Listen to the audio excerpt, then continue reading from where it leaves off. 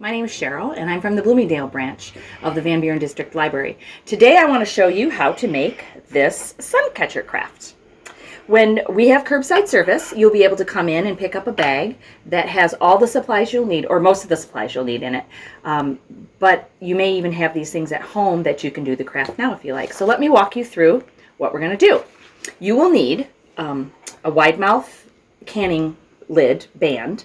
You're going to need a printed image to color, and then what you'll want to do with that is trace around the band so that you can get a size. You're going to need some scissors, colored pencils or crayons or markers even, and then you're going to need some twine, glue, cotton balls or cotton pads, paper towel, and some oil to put onto the paper after you color it.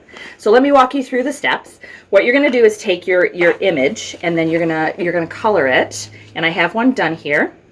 Then what you do is you take that image that you've colored and cut out, and you're going to put some oil on it to make it transparent, a little more transparent or translucent.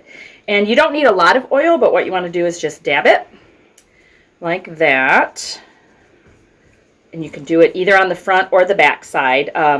If you use markers, you might want to do it on the back side so they don't bleed.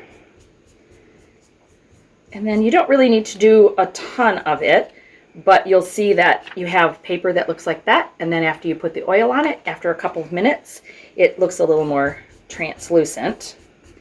And then you'll just dab any excess oil off with another cotton pad.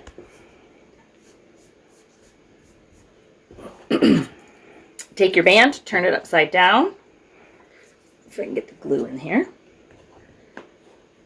Run a line of glue right around that little lip there, so it looks like that. You probably want to, when you make this at home, give it about 5 minutes just to kind of dry and absorb. You'll get a better finish on it. But you just take that and press it down into the lid. And it stays, and then you can take your twine and tie it around the lid. You could also use a little glue, dab of glue on the twine to make sure it stays, just if you don't feel like it's tight enough. Whoops, that won't be tight enough.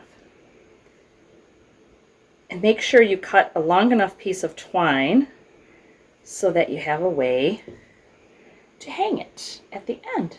And there is your sun catcher. And then you can just hang it up in the window and enjoy it.